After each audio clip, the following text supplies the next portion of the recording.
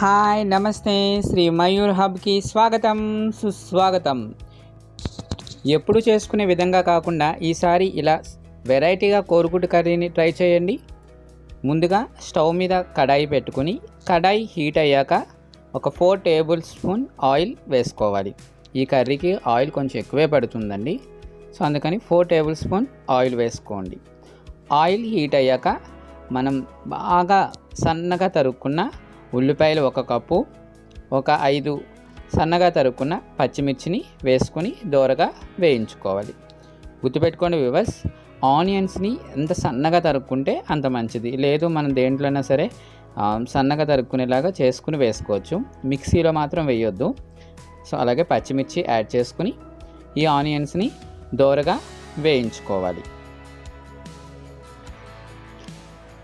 చూసారు కదా వ్యూవర్స్, ఇలా మనం సన్నగా తరుక్కుని వేసుకున్నవి ఇలాగ వేయించుకోవాలి. సో మనకి ఆనియన్స్ బాగా వేగిపోయాయి.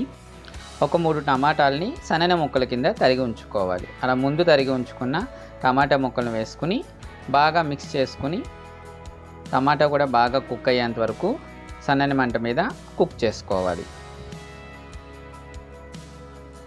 సో మనకు ఒక 2 మినిట్స్ అయితే టమాటా బాగా కుక్ అవుతుంది. చూసారు కదా వ్యూవర్స్, సో టమాటా కూడా మనకి బాగా కుక్ అయిపోయింది. ఇప్పుడు మనం దీంట్లోకి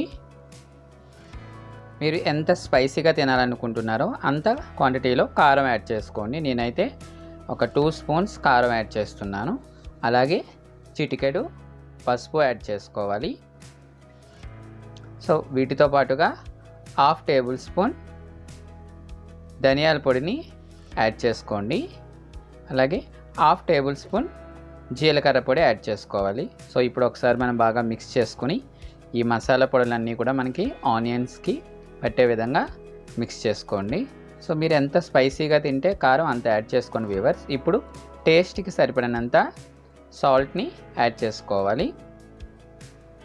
సాల్ట్ వేసుకున్న తర్వాత బాగా మిక్స్ చేసుకుని ఒక 1 మినిట్ పాటు సిమ్లో పెట్టి కుక్ చేసుకోండి.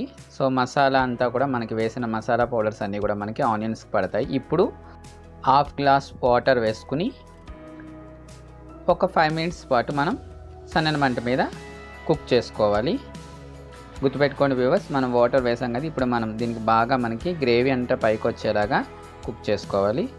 సో ఇంతలో మనం ముందు ఒక 4 ఎగ్స్ని బాయిల్ చేసుకుని ఉంచుకోవాలి. అలా బాయిల్ చేసుకున్న ఎగ్స్ని ఇలా నేను వీడియోలో చూపిస్తున్న విధంగా సన్నగా తరుగుకోండి. ఇలా అయితేనే మనకి నీట్గా వస్తుంది.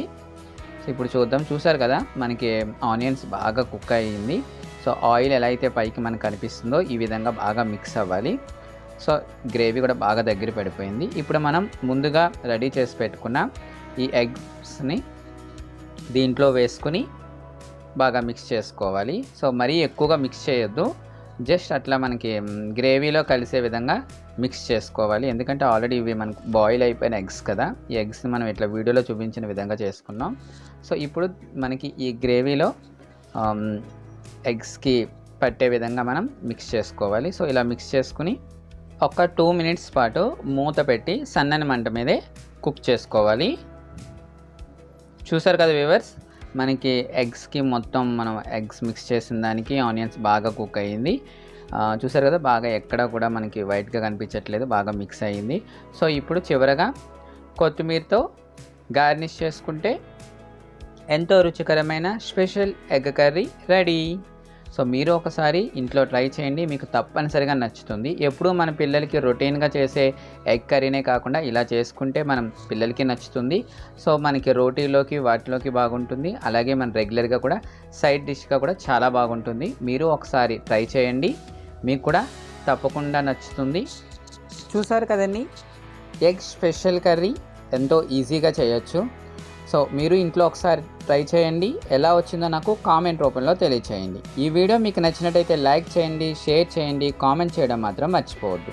మీకు ఎలాంటి వీడియోస్ కావాలో మాకు కామెంట్ రూపంలో తెలియచేయండి, ఆ వీడియోతో మీ ముందుకు వస్తాము. ఈ వీడియో మీరు మొదటిసారిగా చూస్తున్నట్టయితే సబ్స్క్రైబ్ చేయండి, పక్కనే ఉన్న గంట బెల్లని మోగించడం మర్చిపోవద్దు.